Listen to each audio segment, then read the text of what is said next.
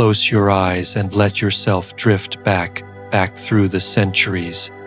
Year 121 CE, Rome stands at the height of its power, a vast empire stretching from the misty shores of Britain to the sun-baked sands of Egypt.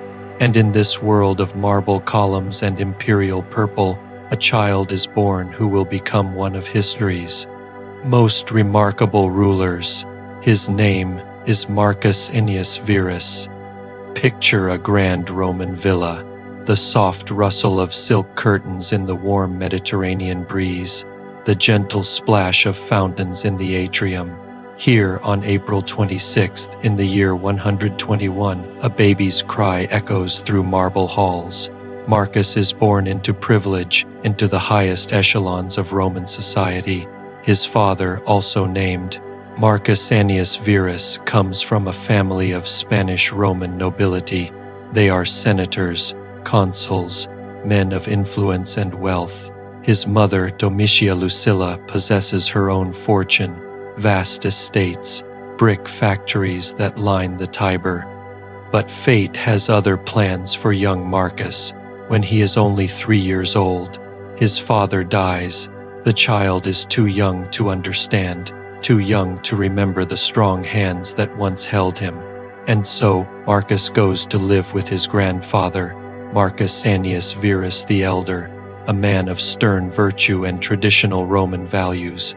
Imagine the grandfather's household, the smell of wax tablets, the quiet scratch of stylus on parchment. Here, the boy learns what it means to be Roman: discipline, duty, honor. Now, let us move forward through time. To the year 138 CE, Marcus is 17 years old, a serious young man with dark, thoughtful eyes. He wears the simple woolen toga, refusing the luxurious silk that others of his station prefer. He sleeps on a hard board, training himself in hardship and self-denial.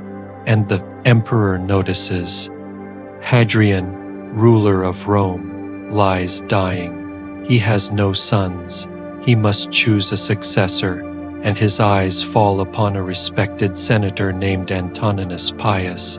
But Hadrian demands something in return for this great honor. Antoninus must adopt 2 boys, 2 future emperors.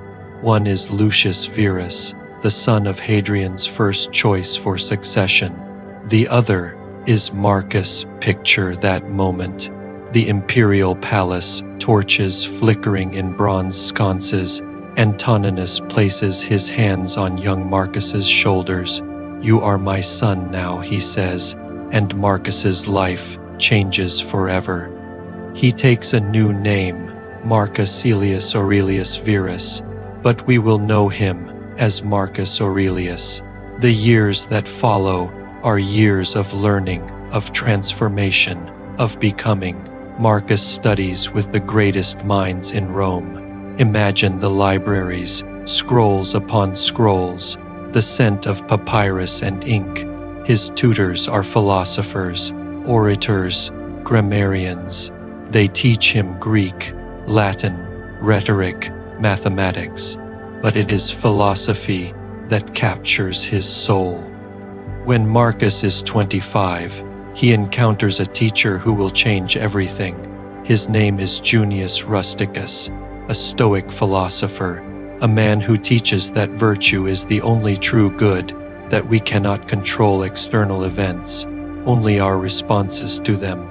Picture Marcus sitting in a quiet garden, listening as Rusticus speaks, in that measured, thoughtful way. What disturbs men's minds, the teacher says, is not events but their judgments on events. Marcus writes these lessons down in his own private notebooks. These writings will survive the centuries. We call them the Meditations. As the years pass, Marcus takes on more and more responsibility. Emperor Antoninus Pius, his adoptive father, is a wise and gentle ruler. He brings peace to the empire. He balances the budget. He rules with justice and moderation, and he prepares Marcus for what is to come. Imagine the Senate House, the smell of incense, the murmur of voices. Marcus sits beside the emperor, learning statecraft, diplomacy, how to govern an empire of millions. He is given the title of Caesar, then elevated to co-consul. He marries Antonius's daughter, Faustina the Younger, a woman of beauty and intelligence. They have children together, many children. Imagine the laughter in their household, the patter of small feet on marble floors. Marcus is a devoted father, teaching his children philosophy, playing with them in the gardens. But Marcus knows that one day the weight of empire will fall upon his shoulders. The year is 161 CE. Marcus is 40 years old, and on a March morning, Emperor Antoninus Pius, the man who has been father and mentor, dies peacefully after a reign of 23 years. The Senate meets in solemn assembly. They offer Marcus the purple, the imperial power, sole rule over the greatest empire the world has ever known. But Marcus does something unprecedented. He refuses to rule alone. He insists that his adoptive brother, Lucius Verus, rule as co-emperor. For the first time in Roman history, two emperors will share power equally. The empire is too great for one man, Marcus says, and in this we see his character, his humility, his wisdom. Picture the coronation, the temple of Jupiter, incense smoke rising to the heavens, two men crowned with laurel, accepting the burden of empire, Marcus Aurelius, the philosopher, and Lucius Verus, the warrior. But the reign that begins is not the peaceful continuation that many had hoped for. Almost immediately, crisis strikes in the east. The Parthian Empire invades. They sweep through Armenia into Syria. Roman legions are defeated, scattered. The eastern frontier is in flames. Marcus sends Lucius to command the war effort. Imagine the preparations, legions marching, standards gleaming in the sun, the tramp of thousands of feet on Roman roads. It will take 4 years, but eventually Rome prevails. The Parthians are pushed back. The frontier is secured. But the army brings something back with them, something invisible, something deadly, plague. It spreads through the empire like wildfire, village to village, city to city. They call it the Antonine Plague. Millions die. Bodies are burned in mass pyres, the smoke visible for miles. The population of Rome itself plummets. And through all of this, Marcus must rule, must govern, must make decisions that affect millions. Picture him, late at night, by lamplight, writing in his journal. Waste no more time arguing what a good man should be, he writes. B1. The plague finally subsides, but there is no rest for the empire. In the north, Germanic tribes cross the Danube, pouring into Roman territory. The Marcomanni, the Quadi, the Sarmatians, they burn, they pillage, they advance toward Italy itself. For the first time in centuries, Rome faces invasion. Marcus, who had hoped to spend his reign in study and contemplation, must become a warrior emperor. In the year 168, he rides north to the frontier, to war. He will spend most of the next 12 years on campaign.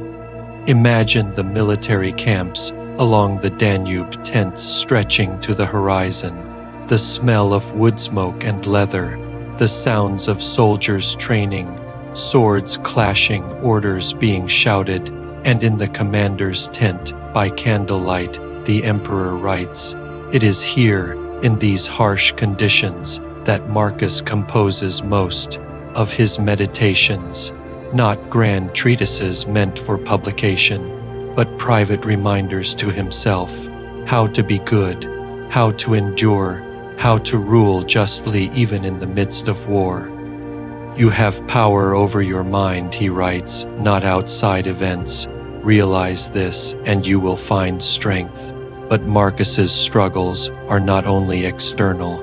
His personal life is marked by profound loss.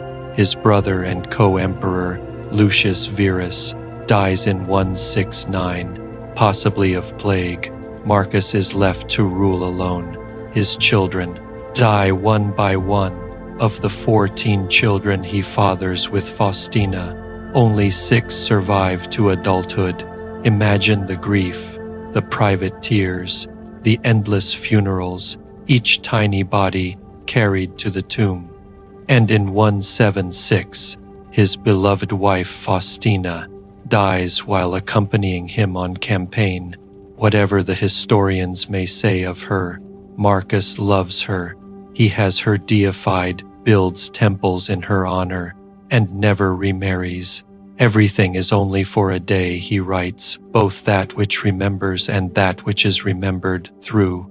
All this loss, Marcus continues. He must, the empire, depends on him. What made Marcus Aurelius great was not just that he studied philosophy, it was that he lived it. Picture him, dispensing justice in the camp forum.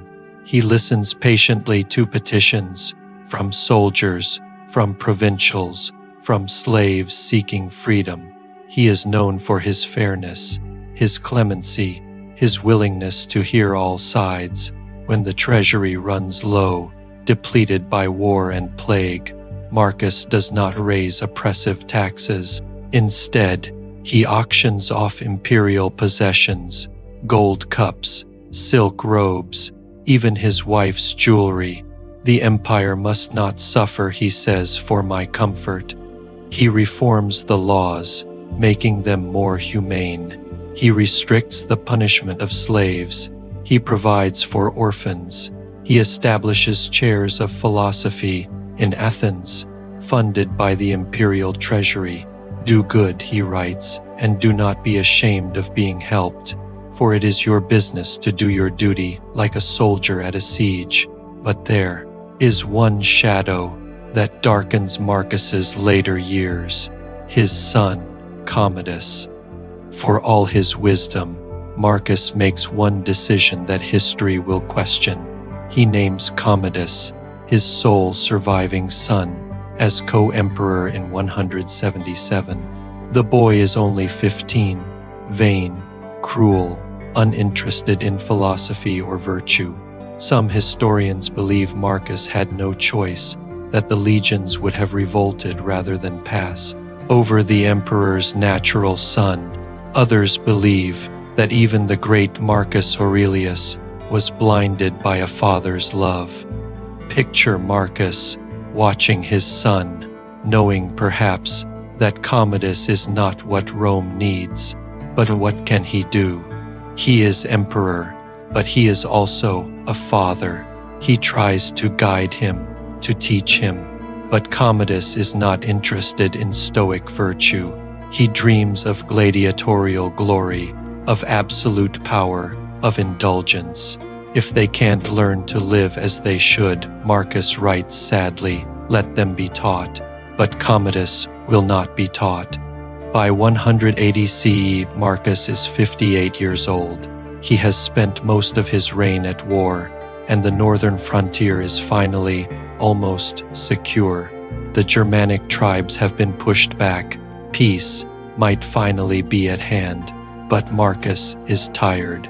His body, worn down by years of campaign, by the rigors of military life, begins to fail. He falls ill, likely plague, perhaps something else. Fever takes hold. Picture the imperial tent on the banks of the Danube in a place called Vindobona. The emperor lies on his camp bed, surrounded by his doctors, his officers, his son. He knows he is dying. Marcus calls his friends to his bedside. Weep not for me, he tells them. Think rather of the pestilence and the deaths of so many others. Even now, at the end, His thoughts are for others. He asks them not to mourn him, but to focus on Commodus. Guide him, he pleads. Teach him what I could not. On March 17th, in the year 180, Marcus Aurelius, philosopher emperor, dies. His body is brought back to Rome, to great mourning. The Senate deifies him immediately. A column is raised in his honor, carved with scenes of his victories, standing still in Rome today. But his greatest legacy is not carved in marble. It is written in his own hand, in 12 small books, the Meditations, private thoughts, never meant for publication, discovered after his death. They survive through the fall of Rome, through the Middle Ages, to reach us today. When you arise in the morning, Marcus wrote, think of what a precious privilege it is to be alive, to breathe, to think, to enjoy, to love. And this, from a man who faced constant war, personal tragedy, the burden of empire, the impediment to action advances action, he wrote, what stands in the way becomes the way. These words have comforted millions across the centuries. Presidents and prisoners, soldiers and students, all have found wisdom in the philosopher emperor's words. As we return to our own time, let us remember Marcus Aurelius, not as some perfect paragon, but as a man who struggled, who faced impossible challenges, who lost those he loved, who dealt with difficult people and impossible situations, and who chose again and again to do his duty, to be kind, to be just, to be good. He did not want to be emperor, but he was. He did not want to wage war, but he did. He wanted to be a philosopher, but became a soldier, and through it all, he tried to live according to his principles. Very little is needed to make a happy life, he wrote. It is all within yourself, in your way of thinking. And so, as you drift towards sleep or wakefulness, remember the emperor who wrote by candlelight in a military camp on the edge of the empire, reminding himself to be good, waste no more time arguing what a good man should be one, rest well, with the wisdom of Marcus Aurelius guiding you through the centuries.